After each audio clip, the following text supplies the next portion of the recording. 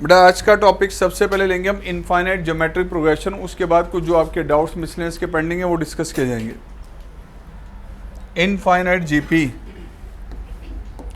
एक ऐसी geometric progression जिसमें नंबर ऑफ टर्म्स अनलिमिटेड है, नंबर ऑफ टर्म्स की काउंटिंग कभी ख़त्म ही नहीं होगी।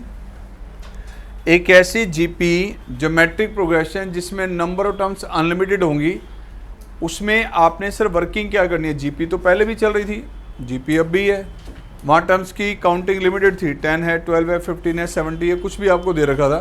अब यहाँ नंबर ऑफ टर्म्स होगी इनफाइनाइट।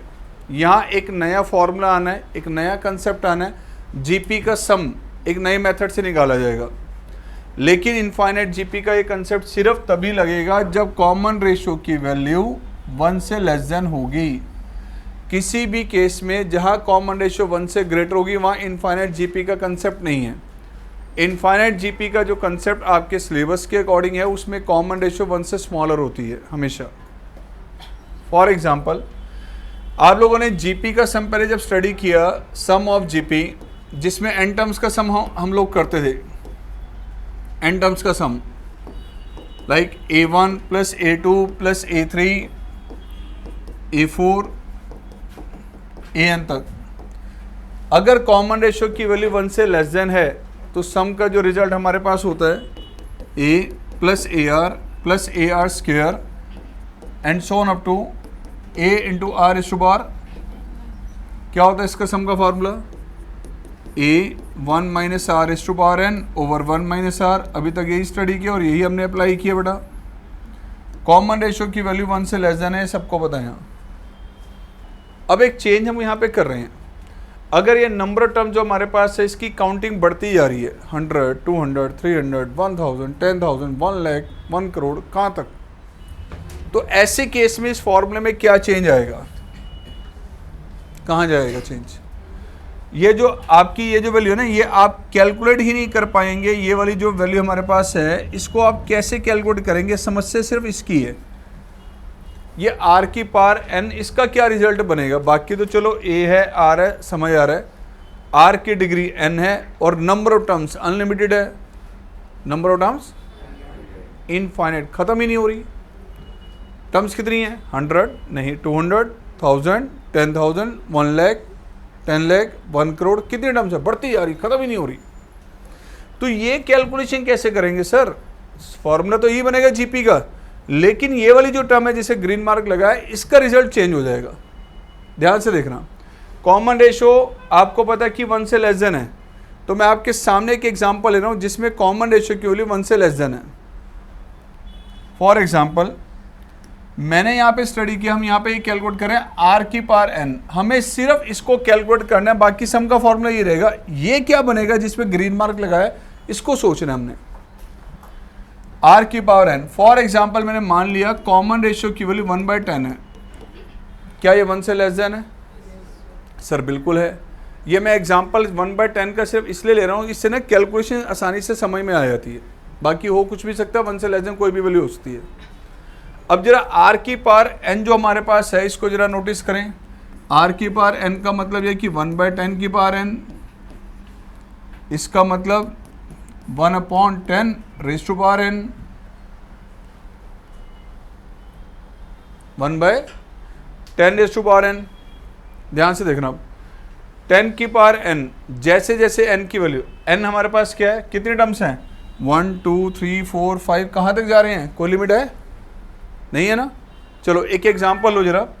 n की वैल्यू मैंने यहाँ पे इंक्रीज की, n की वैल्यू मैंने यहाँ पे इंक्रीज की है। फॉर एग्जांपल आपने n की वैल्यू मैंने ली 1 2 3 4 5 6 7 8 9, सिर्फ यहीं तक ले रहा हूँ, इतना ही स्पेस है मेरे पास अभी। इसके अकॉर्डिंग r की पावर n की वैल्यू क्या बनती है? r इस टू पावर n की वैल्यू क्या बनेगी? अगर इसको हम लेंगे तो क्या आएगा बेटा? ये दिस इज 1/10। थोड़ा स्पेस और मुझे ना लेना पड़ेगा। लो मैं दोबारा से इसको एक्सप्लेन कर रहा हूँ, एक बार दोबारा से देखना। n रखा यहाँ पे 1, तो r की पावर n की वैल्यू क्या बनेगी इसकी? This is 1/10। 1/10 का मतलब n लिया 2, 2 रखा तो ये आगे बढ़ा 1/100, वैल्यू क्या आ रही है, n लिया 3, दिस इज 0 पॉइंट, n लिया 4, 0.0001, n लिया 5, नंबर ऑफ टर्म्स अभी सिर्फ 5 हैं, ओनली 5। अगर n 5 लेंगे तो हमारे पास आएगा ये 1/1 लाख। इसका मतलब बच्चों 0.00001। अब n बढ़ा के मैंने ऐसे कंटिन्यू कर दिया, सपोज मैंने n की वैल्यू ले ली 10, तो 1/, यार पता नहीं कितनी जीरो आएंगे, लगाते जाओ, कितनी होगी, एक कम है अभी, लो 0.000000001 1 2 3 4 5 6 7 8 9, लो जी आगे 1। किसकी वैल्यू ये किसकी वैल्यू निकाली हमने, r की पावर किसकी वैल्यू, r, जब अभी नंबर ऑफ टर्म्स सिर्फ 10 है, ओनली 10 टर्म्स, तो r raise to power n की वैल्यू क्या आ रही है, 0.000000001। अब n यहाँ पे काम करो, नंबर ऑफ टर्म्स यहाँ पे इंक्रीज करके इसकी वैल्यू मान लो n ले लो 50, सिर्फ 50 टर्म्स कह रहा हूं, ओनली 50 टर्म्स, तो ये value r raise to power n की क्या आएगी, डेसिमल के बाद कितने जीरो लगेंगे, 49, कितने, मतलब r raise to power n की वैल्यू ये आएगी 0.0000000, ये जीरो कितने आएंगे, 49 टाइम्स। लास्ट में क्या होगा, इतनी स्मॉल वैल्यू, सिर्फ जब अभी मैंने n कितना लिया है 50 टर्म्स 100 हो जाए तो, सर लिख क्यों रहे हो, पता है कि जीरो के नियर है, वेरी वेरी नियर है जीरो के। तो जैसे जैसे ये n की वैल्यू बढ़ाते जाओगे, n की वैल्यू यहां पे बढ़ाते जाएंगे, ये वैल्यू इंक्रीज कर रही है डिक्रीज कर रही है, डिक्रीज कर रही है, किसके नियर है, जीरो के नियर। इतना स्मॉल इतना स्मॉल इतना स्मॉल जिसको नेग्लेक्ट किया जा सकता है। तो ये वैल्यू बन जाएगी बेटा जीरो, ये आपके पास बन जाएगा जीरो। तो रिजल्ट क्या आएगा इसका सम का, फिर s to infinity a 1 - 0/1 - r, sum का फॉर्मूला बन के आपके सामने ये आ जाएगा, sum of infinite GP, this is a formula, ये नेग्लिजिबल हो जाएगा।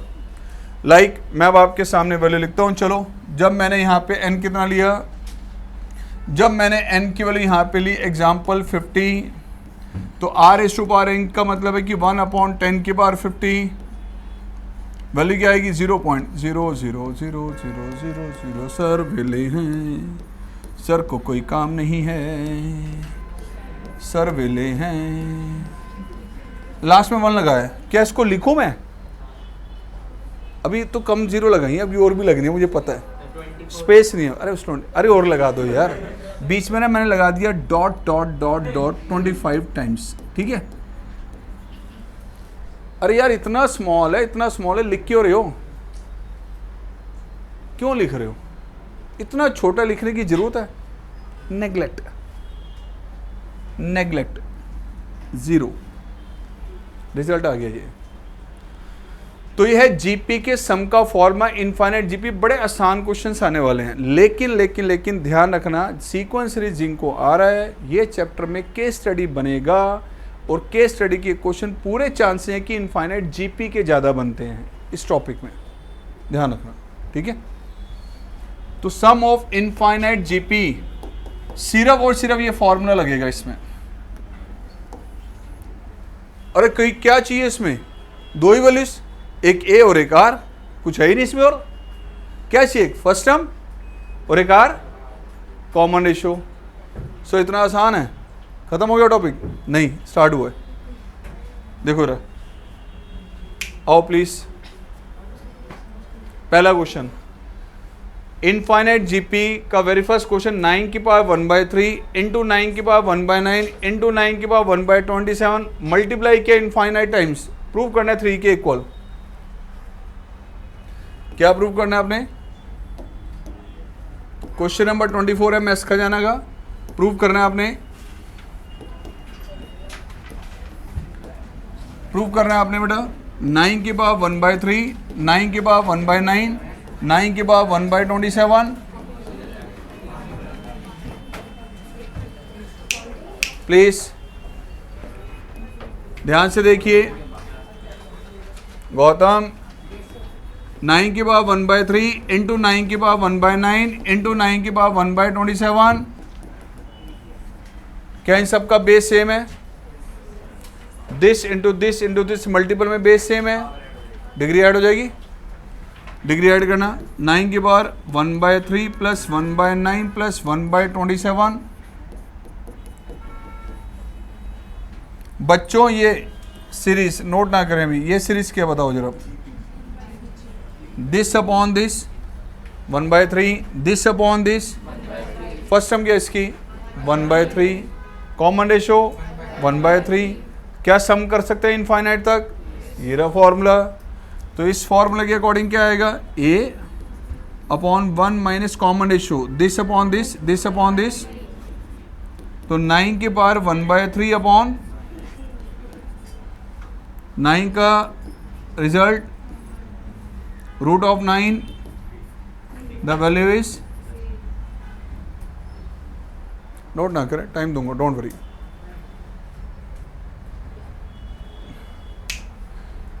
प्लीज अगला क्वेश्चन आपका सेम मेथड से है, इसको ट्राई कर लेना, मैं करवाऊंगा नहीं 25, ठीक है बेटा।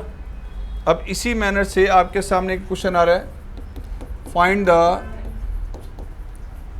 द रैशनल नंबर हैविंग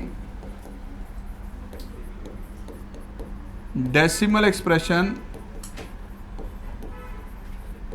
मान लीजिए एक वैल्यू आपको दी गई है डेसिमल में कुछ इस तरह से 2.34 बार।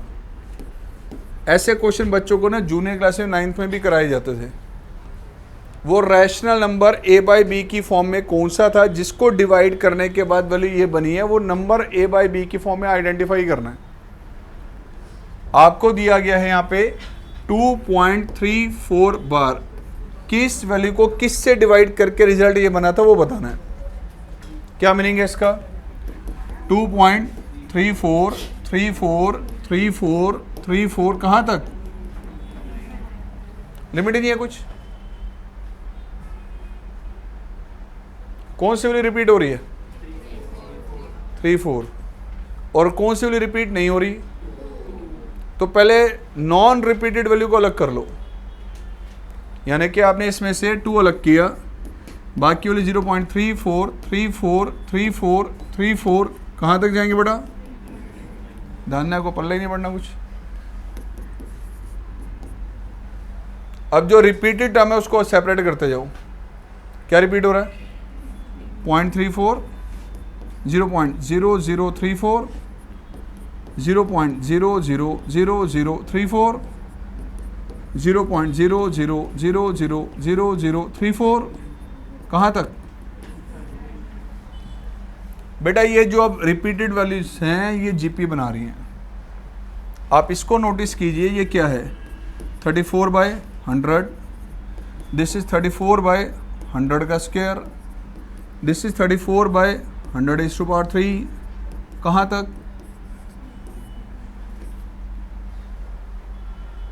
This upon this 1/100, this upon this 1/100, ratio same है। फर्स्ट टर्म क्या है इसकी? 34/100, यही है ना first term. Common ratio this upon this. GP का सम किसके इक्वल है? ए अपॉन इनफाइनाइट जीपी का सम। तो आइए बेटा इसका सम करें हम। This is a over 1 minus r, common ratio this upon this. तो इसका रिजल्ट क्या बन रहा है? This is 2 plus 34/100 over 100 cancel out, LCM लिया 198 प्लस 34/99, इसका मतलब 232 डिवाइडेड बाय 99। लो जी आ गया आंसर। ये वो रैशनल नंबर है, जब मैं इस वैल्यू को इससे डिवाइड करूंगा तो मेरा जो डेसिमल एक्सप्रेशन बनेगा बेटा वो होगा ये 2.34 बार। ये आपसे पूछा गया था, रैशनल नंबर बताइए वो कौन सा है। ठीक है, क्या किया इसमें हमने बताओ, जिसको एक्सप्लेन कर दिया आपने, जो टर्म रिपीट हो रही है, नॉन रिपीटेड वैल्यू को इसमें से अलग किया और बाकी टर्म अलग कर ली। इसमें जो कॉम्बिनेशन रिपीट हो रहा है उसको अलग करते गए, अलग करते गए वो अपने आप जीपी बन गई। और कौन सी जीपी? इनफाइनाइट। कितने टर्म्स हैं? अनलिमिटेड। मूव कहाँ तक जा रहे हैं पता ही नहीं। सम किसके इक्वल है? ए अपॉन ए क्या था? This upon this common ratio, LCM लिया तो ये आंसर आ गया बेटा। ठीक है, चलो एक नई वैरायटी और देखो जरा। क्वेश्चन नंबर 26 क्या कह रहा है इसमें? Find the sum of the terms of an infinite decreasing GP. GP decrease करेगी तब जब कॉमन रेशियो 1 से स्मॉलर होगी। ठीक है, 1 से स्मॉल होगी तो जीपी जो डिक्रीज करती जाएगी। Find the sum of the terms of an infinite decreasing GP in which all the terms are positive. कह रहे सारी वैल्यूज पॉजिटिव, उनमें कोई भी नेगेटिव नहीं है। And the first term is, first term की वैल्यू क्या है भाई? जीपी का सम करना है तो एक ए चाहिए और एक आर। फर्स्ट टर्म की वैल्यू क्या दे दी हमें? And the difference between the third and the fifth term is equal to, difference between third term and fifth term 32/81 दिया हुआ है। क्वेश्चन नंबर 26 में जीपी की फर्स्ट टर्म क्या गिवन है हमें? फर्स्ट टर्म इज 4, A1 यानी ए की वैल्यू 4 गिवन है। उसके बाद साथ साथ आपको कहा गया है the difference between third and fifth term is equal to, third term और फिफ्थ टर्म का जो डिफरेंस है किसके इक्वल है? 32 बताइए जीपी की थर्ड टर्म क्या होती है? A r square. Fifth term that is equal to,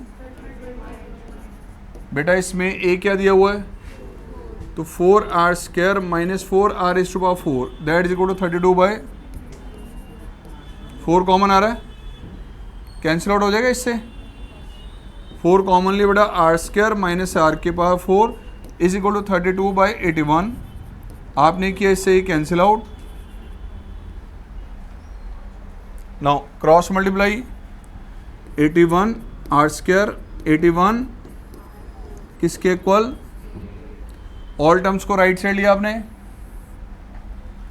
तो 0 is equal to 81 r is to power 4 minus 81 r square plus 8। अब बताओ क्वाड्रेटिक है ये? मिडिल टर्म को स्प्लिट कर पाएंगे?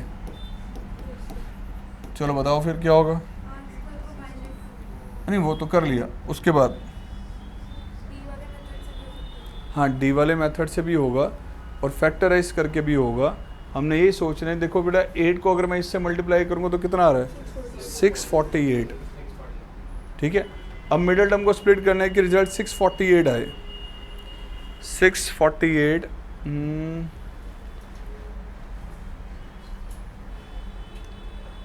72 एंड 9 कितना बनता है?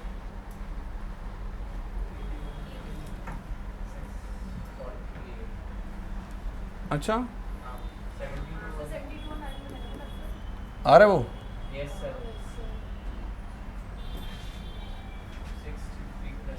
Yes 81 r is to power 4 72 r square 9 r square plus 8 is equal to 0। Common क्या है? 9 r square minus 9 r square minus, तो बेटा 9 r square minus 1 and 9 r square minus 8। या तो r स्क्वायर की वैल्यू आ गई या r स्क्वायर की वैल्यू, तो r क्या आ गया? यहाँ से r क्या आ जाएगा? पॉजिटिव लेना नेगेटिव? पॉजिटिव लेना नेगेटिव? बच्चों क्वेश्चन में क्या कहा गया था? बच्चों क्या कहा गया था? विच ऑल टर्म्स आर, तो कॉमन रेशियो नेगेटिव हो ही नहीं सकता। तो r की वैल्यू एक आप लेंगे 1/3 और एक r की वैल्यू क्या लेंगे आप? 2√2/3, नेगेटिव को नेगलेक्ट कर देना, क्वेश्चन में क्लियर मैसेज दिया हुआ है। क्या आपको ए की वैल्यू गिवन थी? Sir yes. क्या आर की वैल्यू गिवन है अब? Sir yes. लगाओ सम का फॉर्मूला, निकालो आंसर अब। चलो करो नोट अब इसको।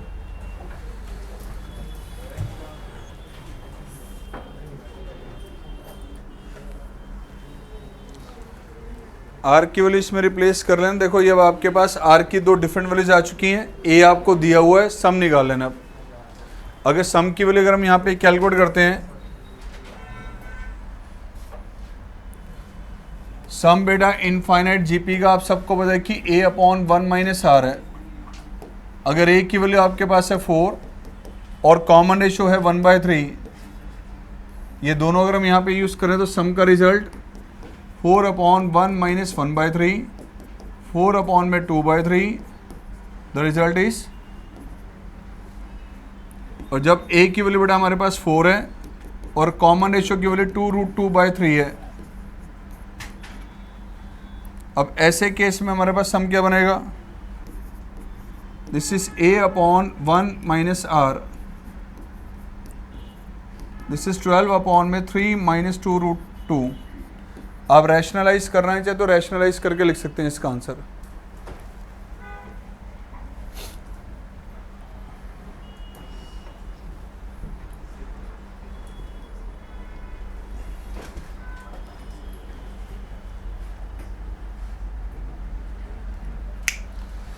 आइए next question, question number 27। Find N infinite GP whose first term is 1 and each term is the sum of all the terms which follow it। कह रहा है आपने जीपी का सम कैलकुलेट करना है, सॉरी इनफाइनाइट जीपी कैलकुलेट करनी है जिसकी फर्स्ट टर्म 1 के इक्वल है। फर्स्ट टर्म की वैल्यू गिवन है and each term is the sum of all the terms which follow it. GP की फर्स्ट टर्म आपके पास ए की वैल्यू बेटा गिवन है 1 और कह रहा है कि आप जीपी में कोई भी टर्म चेक करेंगे तो वो किसके इक्वल है? Sum of the all terms which follow it, जो उसके बाद में आ रही हैं उन सब का सम उसके इक्वल है। लाइक अगर मान लो कि हमारे पास एक जीपी है A1, A2, A3, A4, इसमें आप कोई भी टर्म चूज करोगे तो वो टर्म हमारे पास किसके इक्वल होगी? सम ऑफ ऑल द टर्म्स जो उसके बाद में आ रही हैं। लाइक जैसे मान लो मैंने फर्स्ट टर्म ली तो फर्स्ट टर्म के बाद में कौन सी टर्म आ रही है? Second, third, fourth, up to कहाँ तक? तो फर्स्ट टर्म आपके पास है बेटा second term plus third term plus fourth term, लेकिन ये कंडीशन सिर्फ फर्स्ट टर्म पे नहीं लग रही, ये हर एक टर्म पे लग रही है। अगर फर्स्ट टर्म लेंगे तो किसके इक्वल होगी? सम ऑफ द ऑल टर्म जो उससे नेक्स्ट है। अगर मैं यहाँ से थर्ड टर्म लूंगा तो थर्ड टर्म किसके इक्वल होगी? सम ऑफ ऑल द टर्म्स जो उसके बाद में आ रही हैं। तो थर्ड के बाद कौन सी टर्म है? A4, A5, A6। ये कंडीशन हर एक टर्म पे लग रही है। अब यहाँ पे आप फर्स्ट टर्म लो, थर्ड लो, फोर्थ लो, फिफ्थ लो, वो आपकी चॉइस है। सपोज मान लो मैं इसी को यूज़ करता हूँ, बताइए थर्ड टर्म जीपी की क्या होगी? AR²। फोर्थ टर्म क्या होगी? फिफ्थ टर्म AR⁵ कहाँ तक जाना बेटा? क्या जीपी है या नहीं? बिल्कुल है। जीपी का सम करने के लिए क्या चाहिए होता है? एक फर्स्ट टर्म और एक कॉमन रेशो। इनफाइनाइट जीपी का सम किसके इक्वल है बेटा? ए क्या होता है? First term. बताओ इस सीरीज की फर्स्ट टर्म क्या? Common ratio this upon this, this upon this. तो अब बेटा ये है first term over 1 minus common ratio. Question में क्या गिवन है? फर्स्ट टर्म किसके इक्वल? ए को 1 रिप्लेस किया तो R² इज इक्वल टू ए को क्या रिप्लेस किया हमने? फर्स्ट टर्म क्या बेटा? इस सीरीज की फर्स्ट टर्म क्या? ठीक है। अब R² से ये कैंसिल आउट तो रिजल्ट आ गया बेटा 1 is equal to R upon 1 minus R। Cross multiply किया तो 1 आ गया बेटा 2R के इक्वल। कॉमन रेशो की वैल्यू आ गई।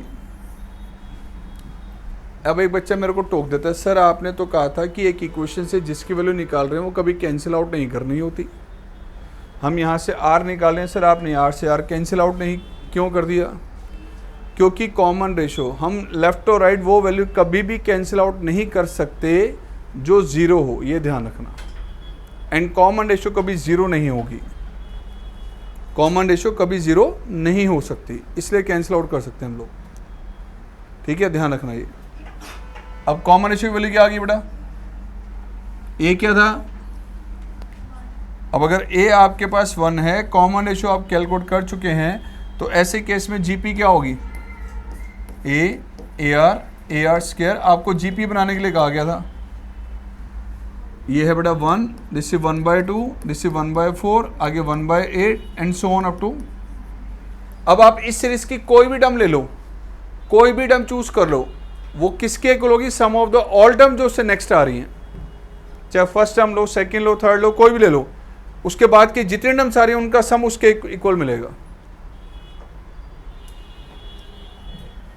अच्छा, ऐसा एक नहीं, कई क्वेश्चन है। देखो अगेन, मान लो फिर से क्वेश्चन आ गया 28, देखो इधर क्या कह रहा है इसमें।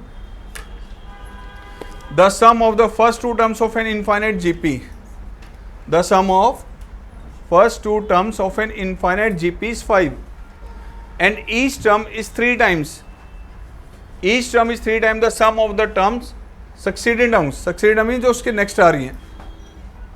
फर्स्ट टू टर्म्स का सम किसके इक्वल है? जीपी में फर्स्ट टू टर्म्स का सम यानी first term plus second term, इन दोनों का सम 5 दिया गया है। It means a plus a r is equal to, a common लिया दो, लो बेटा ये ए और आर में एक ही क्वेश्चन आपको यहां मिल गई। आगे नेक्स्ट क्या कह रहा है? Each term is 3 times the sum of the succeeding terms. कोई भी टर्म आप लेंगे तो किसके इक्वल है? 3 time the sum of the terms जो उसके बैक में आ रही हैं, जो उसको फॉलो कर रही हैं। इसका मतलब फॉर एग्जांपल मैं इसे फर्स्ट टर्म ली, एक एग्जांपल, फर्स्ट टर्म है, सेकंड टर्म है, थर्ड टर्म है, फोर्थ टर्म है। अब कौन सी टर्म चूज करनी है? क्योंकि कंडीशन तो हर एक टर्म पे लग रही है, आप कोई भी चूज कर लो। जैसे एग्जांपल मैंने सेकंड टर्म ली, वो किसके इक्वल है? 3 times the sum of succeeding terms. Second के बाद कौन सी टर्म्स आ रही हैं? A3, A4, A5, कहाँ तक? कोई लिमिट ही नहीं है बेटा। जीपी की सेकंड टर्म क्या होगी? AR। थर्ड टर्म क्या होगी? AR क्यूब, AR की पावर 4। अब ब्रैकेट में जरा चेक करो, क्या ये एक अलग ही जीपी है? दिस अपॉन में दिस एंड दिस अपॉन में दिस रेशो क्या है? दिस अपॉन में दिस एंड दिस अपॉन में दिस कॉमन रेशो है R। फर्स्ट टर्म क्या है इसकी?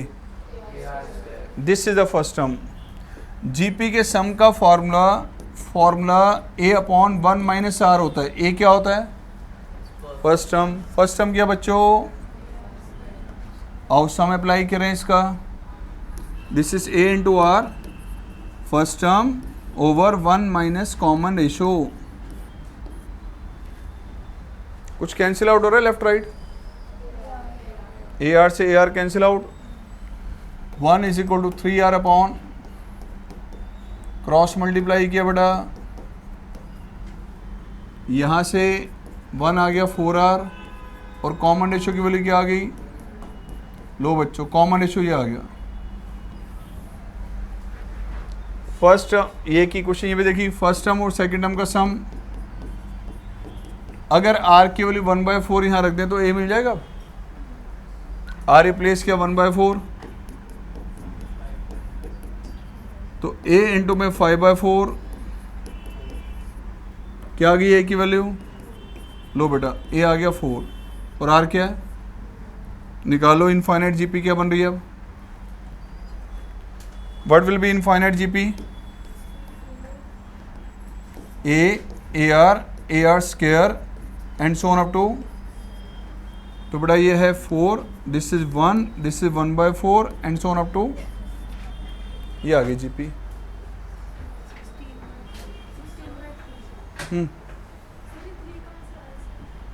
क्वेश्चन में कहा है बेटा, मैं अपने घर से तो लेके नहीं आया।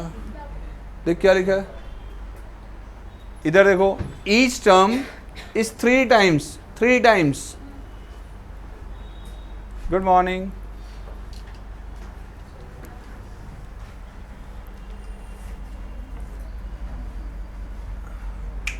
आओ बेटा, अब आ रहा है ये क्वेश्चन 32, ये एनसीईआरटी की ही एक्सरसाइज का है, एनसीईआरटी में ही दिया हुआ है। सर कहाँ हमारे, तो हमने तो चैप्टर खत्म कर लिया, आगे तो दिख नहीं रहा। एनसीईआरटी जहाँ खत्म हो रही है आपकी, जहाँ आपको आंसर्स पीछे दिए हुए हैं, वहाँ पे ना हर एक चैप्टर में कोई एक दो टॉपिक दिए हुए हैं जो अलग से बाद में ऐड किए गए थे। तो इनफाइनाइट जीपी आगे वाली एक्सरसाइज में नहीं मिलेगा, वो लास्ट जहाँ आंसर दिए उसके साथ मिलेगा ये वाला टॉपिक। 4-5 क्वेश्चन है और ये एनसीईआरटी की एक्सरसाइज का ही क्वेश्चन है हमारे पास। क्वेश्चन नंबर 32 बड़ा सिंपल सा क्वेश्चन है, देखो क्या कह रहा है। एक्स आपके पास इस सीरीज का सम है, वाई आपके पास इस सीरीज का सम है। राघव, एक्स आपके पास इस सीरीज का सम है और इन सब का सम जो है वो वाई के इक्वल है। प्रूव करना है हमारे पास, तो इस सीरीज का सम अब इसके इक्वल। क्या गिवन है क्वेश्चन में? क्वेश्चन नंबर 32 बेटा, आपको कहा गया कि x जो आपके पास है ये है 1 + a square and so on up to infinity, और y आपको दिया गया बेटा 1 + b square and so on up to infinity. इन्हें यूज करते हुए आपने क्या प्रूव करना है? 1 + ab + a square b square and so on up to infinity, that is equal to xy over x + y - 1। ये प्रूव करना है, यही है ना सर? यस यही है, ये प्रूव करना है। तो प्यारे बच्चों, जो दे रखा है उसको देख लो। अब जो दिया उसका क्या रोल है? इस सीरीज का सम किसके इक्वल है? इस सीरीज का सम किसके इक्वल है?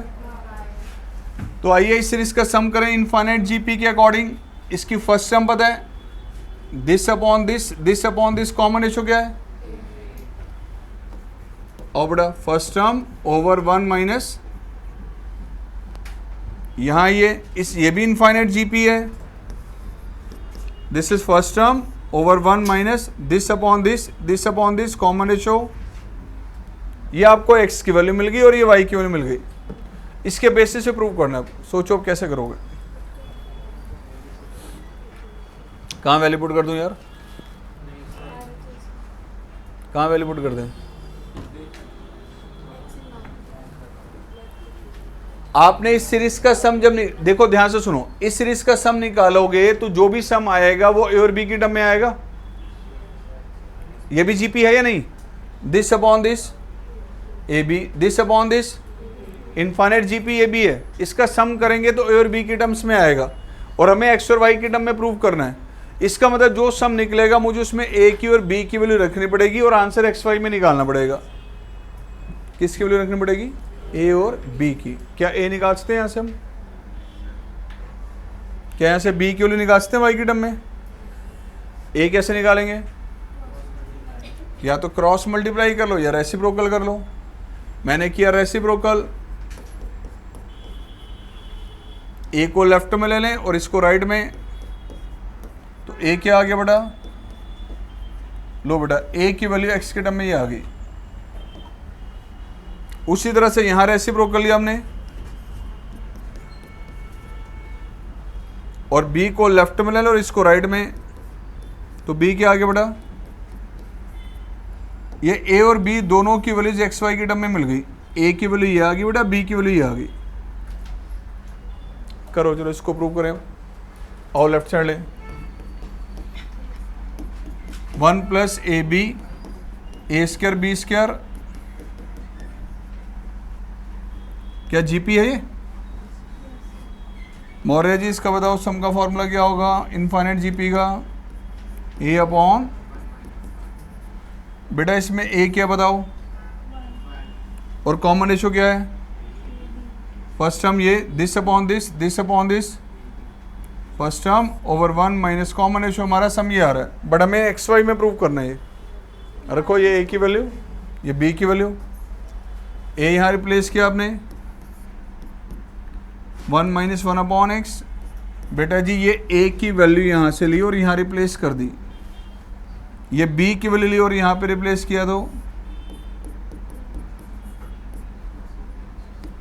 1/x-1, this is x and this is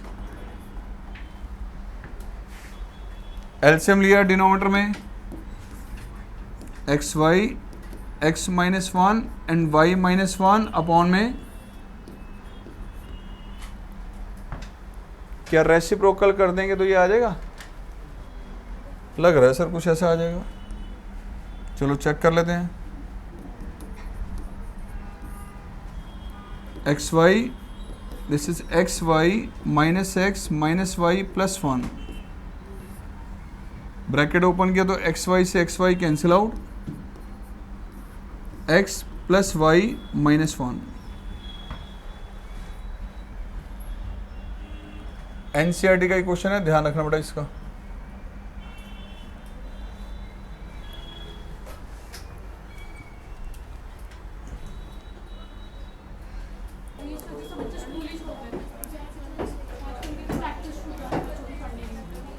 आइए बेटा इसके बाद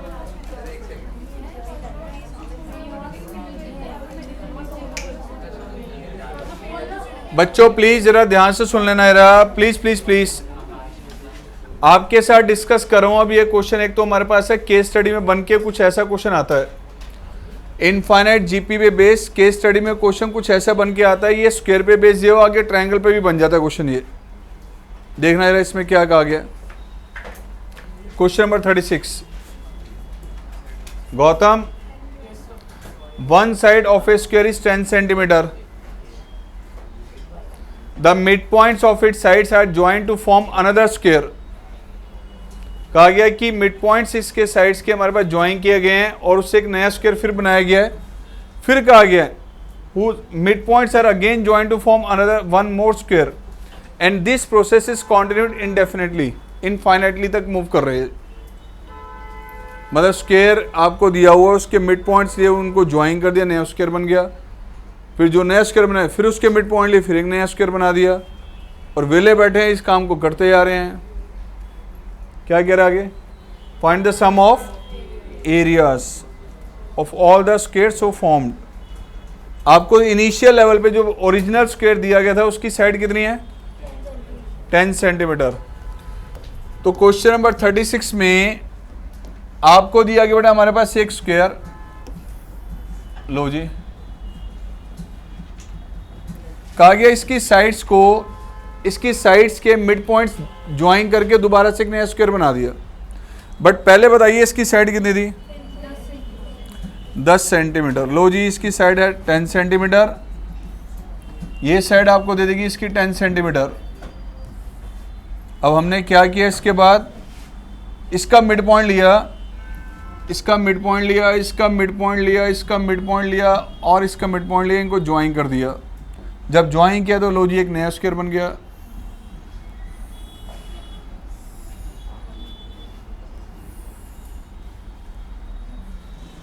अच्छा, ये जितने इनके, फिर इसका भी, इसके भी मिड पॉइंट्स लिए फिर एक नया स्क्वायर बना दिया, फिर उसके मिड पॉइंट लिए फिर एक नया स्क्वायर बना दिया। जितने स्क्वायर्स बनते जाते हैं उनके एरिया का सम करना है, एरिया का सम करना है। इस हमारे पास स्क्वायर का जो आपके पास है A B C and D, इसका एरिया क्या होगा, एरिया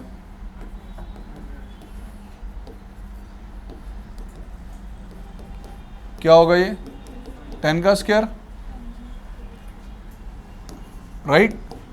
चलो इसके बाद हमने क्या किया, अब मेरे पास ये प्रॉब्लम है कि ये जो ये P, ये Q, this is R, this is S, इसका मुझे अगर एरिया निकालना है तो इसकी साइड पता होनी चाहिए।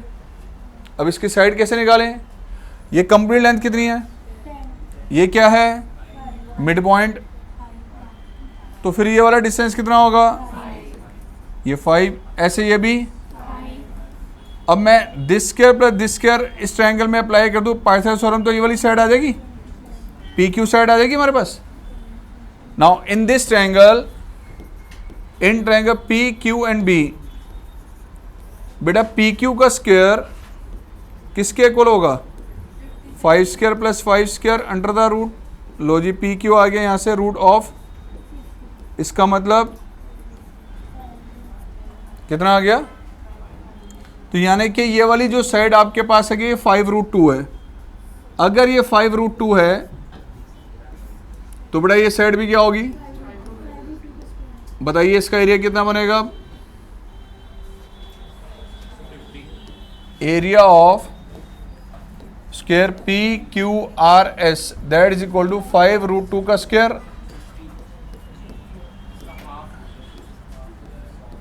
राइट। अब इसके फिर मिड पॉइंट लिए, लो जी चलो इसका मिड पॉइंट लिया, दिस वन, इसका मिड पॉइंट लिया, इसका मिड पॉइंट लिया आपने, इसका मिड पॉइंट लिया, इसको ज्वाइन कर दिया।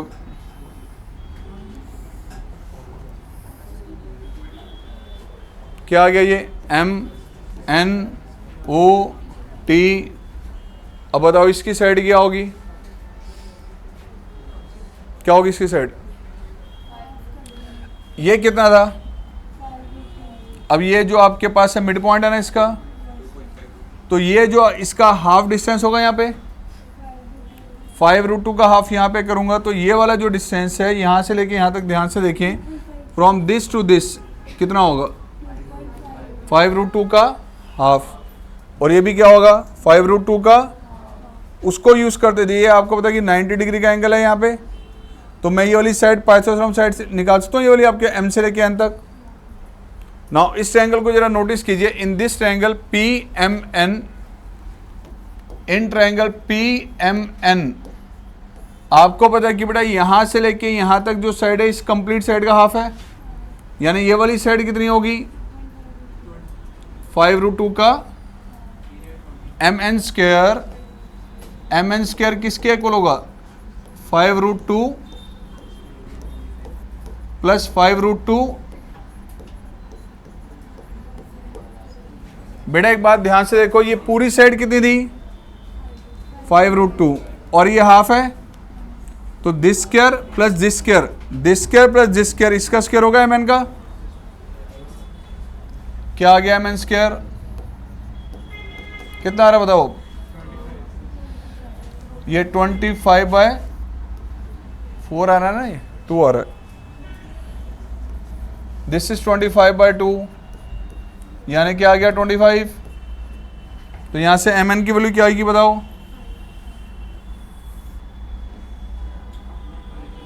एम एन की वैल्यू क्या आएगी यहां से, अगर एम एन की वैल्यू 5 है, ये वाली साइड आपके पास 5 आ गई, ये वाली साइड 5 आ गई, तो इस थर्ड हमारे पास स्क्वायर का एरिया कितना होगा, area of M N O T that is equal to 5 का स्क्वायर,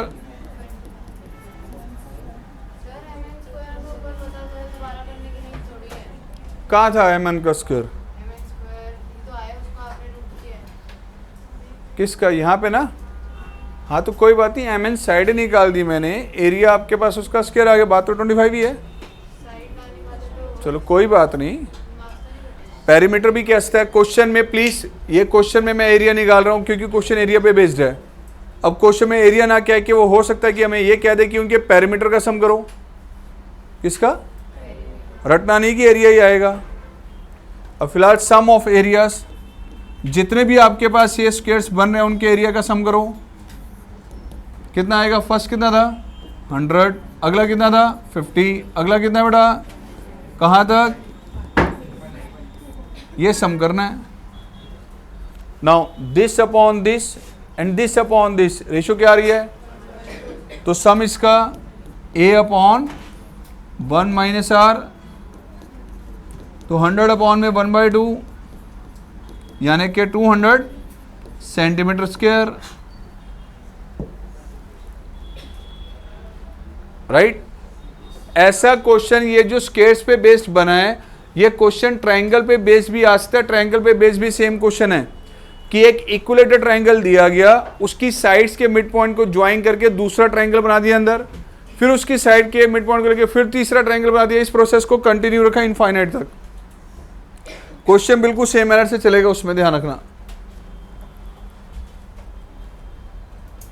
नोट करने के लिए टाइम दे रहा हूँ, 2 मिनट देखो रहे इधर। अब सारे बच्चे ध्यान से सुन लो जरा, एक क्वेश्चन दिखा रहा हूँ आपको, चाहे वो आपका डायरेक्ट है सब्जेक्टिव में या ऑब्जेक्टिव में। जिनको सीक्वेंस एंड सीरीज आ रहा है मार्क कर लेना, एग्जाम में ना मिले तो बोल देना, पक्का बता रहा हूँ आएगा, यही आएगा गारंटेड। लीक हो गया आपका, 1 नंबर में आएगा, 2 में, 3 में, ये डिपेंड करता है एमसीक्यू में दे रहा है या सब्जेक्टिव दे रहा है। ये क्वेश्चन आना ही आना है, तेरी पिटाई पक्का। क्या कह रहा है इसमें? वैसे मेरे को डर लगेगा तेरे को मारते हो, तो मेरे सामने मेरे को वैसे खड़ा हुआ है बंदा, कौन आ गया पहलवान। Find the minimum value of this, इसकी मिनिमम वैल्यू निकालनी है बेटा। बच्चा समझ ही नहीं पाता है किस टॉपिक का क्वेश्चन अगर एग्जाम में आ जाए। अब मैंने सीक्वेंस एंड सीरीज में डाला तो बच्चों दिमाग में यार कहीं ना कहीं तो जीपी लग रहा होगा, अदरवाइज वैसे के सामने तो पता ही नहीं चलता कि ये क्वेश्चन जीपी का है या नहीं है, किसका है ये। 3 की पावर x प्लस 3 की पावर 1 माइनस एक्स, इसकी जगह प्लीज ध्यान से सुनना, आपको ये पूछा गया मिनिमम वैल्यू। बेटा मिनिमम वैल्यू निकालनी है, मिनिमम वैल्यू निकालनी है 3 की पावर x प्लस 3 की पावर 1 माइनस एक्स की।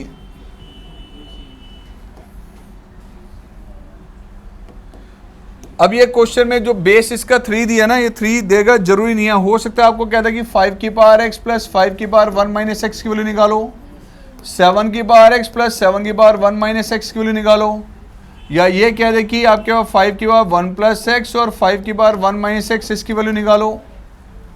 क्वेश्चन का मैनर एक ही है, ध्यान रखना। ये क्वेश्चन है आपका अर्थमेटिक मीन और ज्योमेट्रिक मीन से कनेक्टेड, एएम और जीएम के साथ कनेक्टेड है ये। 2 मिनट सुनना जरा, एक एएम और जीएम एक रिलेशन बनता है, वो रिलेशन के बारे में पूरी तरह से पता होना जरूरी है।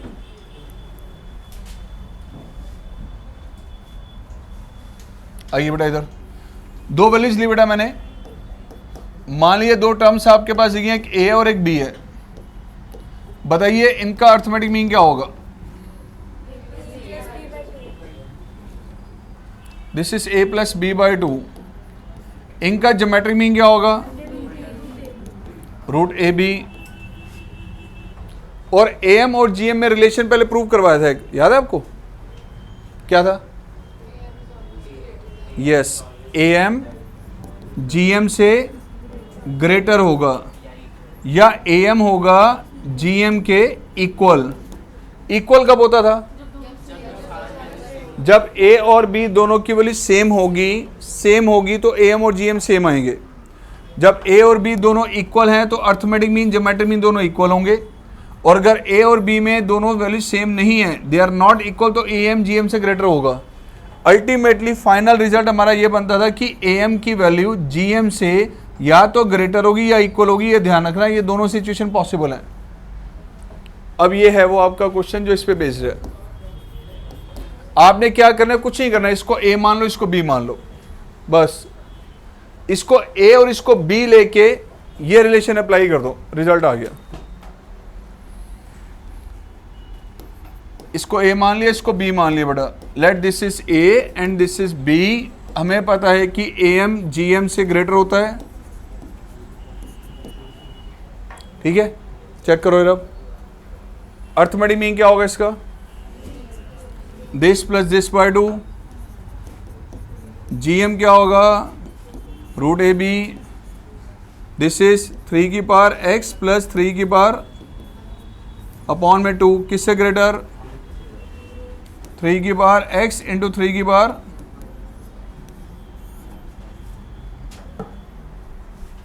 बेस सेम है, डिग्री ऐड हो जाएगी। तो बेटा क्या रहा है ये? 3 की पावर x, 3 की पावर x प्लस 3 की पावर 1 माइनस एक्स अपॉन में 2। किससे ग्रेटर? तो बेटा 3 की पावर x प्लस 3 की power 1 minus x cross multiply किया। ध्यान से देखो इधर, 3 की पावर x प्लस 3 की पावर 1 माइनस एक्स की वैल्यू किसके इक्वल? या तो 2√3 के इक्वल या उससे ग्रेटर, या तो 2√3 के इक्वल या उससे ग्रेटर। मिनिमम वैल्यू क्या हुई 2√3, मिनिमम वैल्यू वही पूछा था आपसे।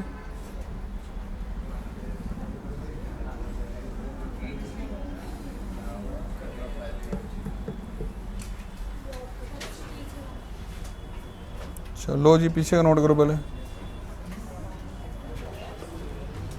और भी पीछे।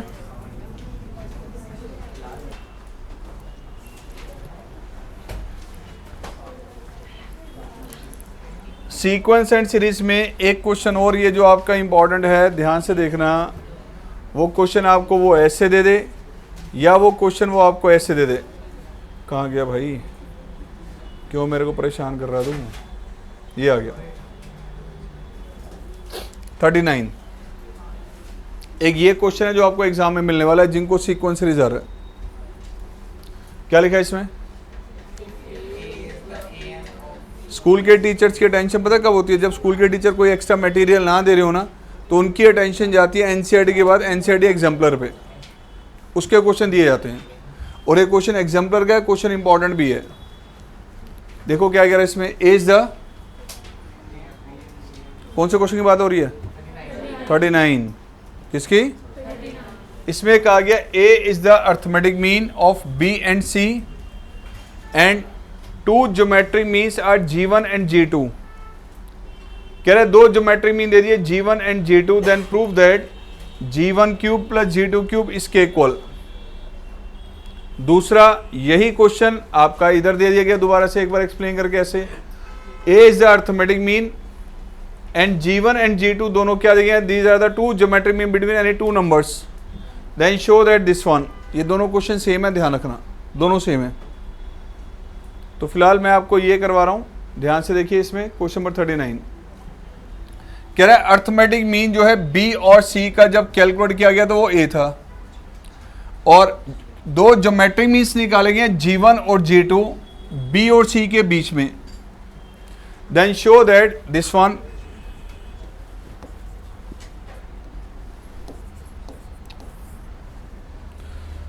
A is the arithmetic mean, this is the arithmetic mean of B and C। एक तो ये कंडीशन आपको दी गई है। दूसरी कंडीशन दी गई है कि G1 और G2 ये दो ज्योमेट्रिक मीन्स हैं B और C के between. G1 and G2 these are geometric means between B and C। अब प्रूफ क्या करना बेटा इसमें? हमने फर्स्ट का क्यूब प्लस सेकंड का क्यूब इज इक्वल टू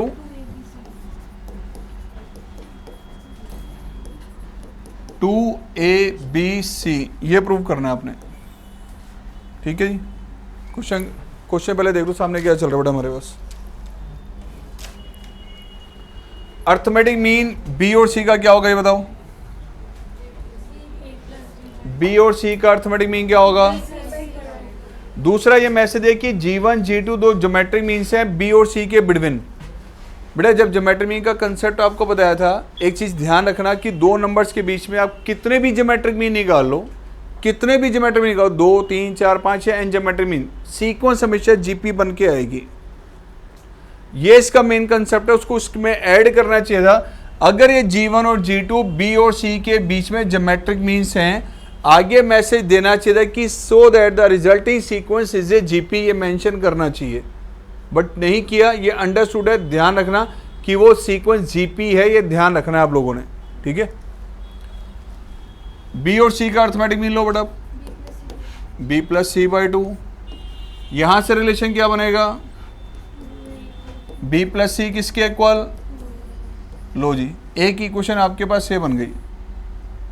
आगे कह रहा है G1 G2 इनके बिटवीन ज्योमेट्रिक मीन्स हैं, तो B और C के बिटवीन एक G1 ज्योमेट्रिक मीन है, एक G2 है, ये ज्योमेट्रिक मीन्स है। तो इसका मतलब ये सीक्वेंस एक GP है, ये आपको गिवन है, ध्यान रखना। This is A GP। अब GP की डेफिनेशन क्या होती है? Ratio must be same. अगर ये GP है तो इनकी रेशियो इनकी रेशियो इनकी रेशियो क्या होगी? यानी this upon this,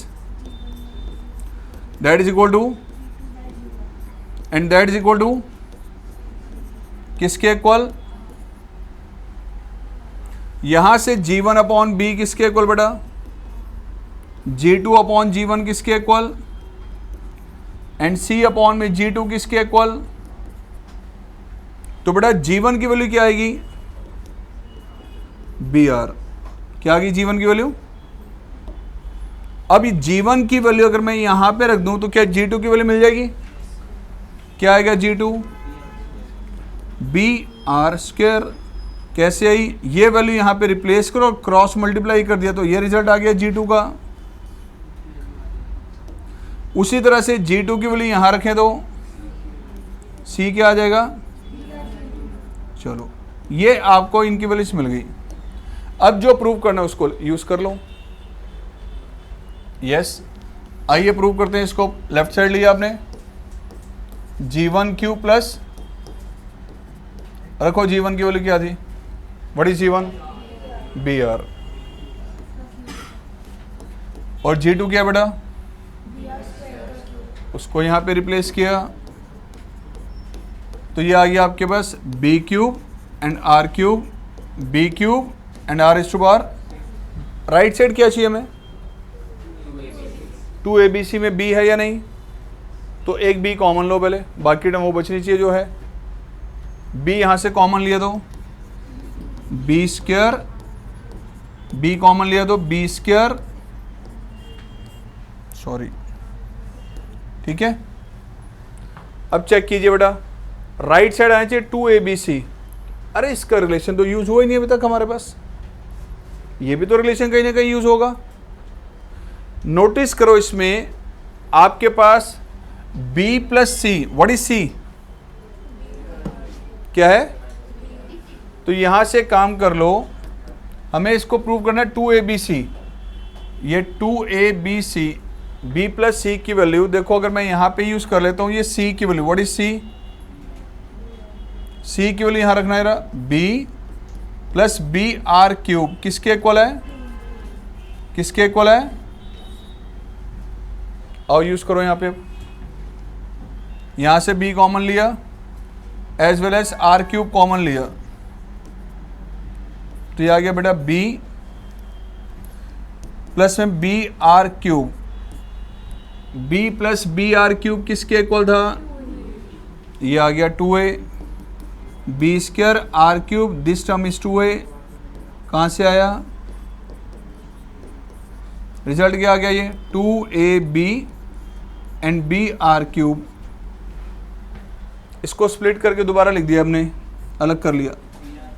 BR cube क्या था, दिस इज C,